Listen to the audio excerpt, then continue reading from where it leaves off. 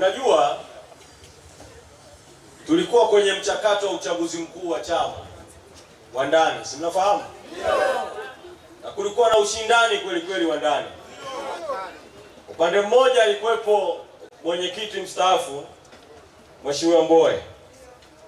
Upande wa pili alikuwepo aliyekuwa makamu mwenyekiti ambaye sasa ni mwenyekiti wetu wa chama Mheshimiwa Tundu Lissu. Uchaguzi ukafanyika pale Mlimani City. Si mlifuatilia sana? Ndio. Kura zikapigwa, matokeo yakapatikana. Kwa katika mchakato wetu wa uchaguzi ni wazi tulikuwa na timu mbili kubwa. Timu Lissu, timu Mbowe. Tukafanya uchaguzi. Nataka kuwaambia wana Geita na kuwaambia Watanzania, baada ya uchaguzi ule wa tarehe 21 na 22 Januari 2025, timu Lissu, timu Mbowe ziliishia Mlimani City. Sasa tuna timu moja ya Chadema. Mheshimiwa Wenje alikuwa timu Mbowe.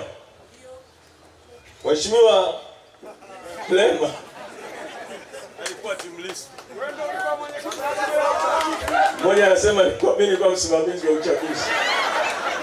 Sasa ilibidi mambo ya utimu mimi yabaki moyoni. Sawa sawa? Wote tuko jukwaa moja sasa hivi, timu Chadema. Na waomba wana Chadema wote na wapenzi wa Chadema wote, kama kuna mtu ulikuwa na timu kwenye uchaguzi, sasa tuendelee sote kuwa timu moja ya Chadema, tukipambana na timu ya CCM na watawala na wanaowatumia, tukisimamia no reforms, no election. Mheshimiwa Wenje, nakushukuru. Unajua walikuwa wanasema sana maneno kwamba Wenje na yeye anaondoka. Sasa sikiliza Wenje. Sauti ya watu ni sauti ya Mungu. Umesimama jukwaani, umeona matumaini ya Watanzania na matakwa ya Watanzania. Nataka useme kauli mbele yao kwamba wewe sio sehemu ya watakaohama. Na useme kutoka ndani ya nafsi, Mwenyezi Mungu akiwa anakusikia. Peoples. Inaonekana katibu mkuu ameshauriana na nabii. Kwa hiyo hapa inatengenezwa ile kwa midwife. Ndugu zangu, watu wa Geita na kanda ya Victoria, mimi ni mwenyekiti wa Chadema kanda Victoria. Hiki chama kimebeba matumaini ya watu wengi.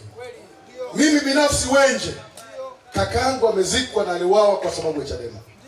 Kwa kwenye familia yangu tuna jeraha, tuna kovu, na tuna matumaini, tunasonga mbele kwa sababu tunajua kuna gharama ya kulipa katika safari hii. Nipo na mimi ni mwenyekiti aliuta continue.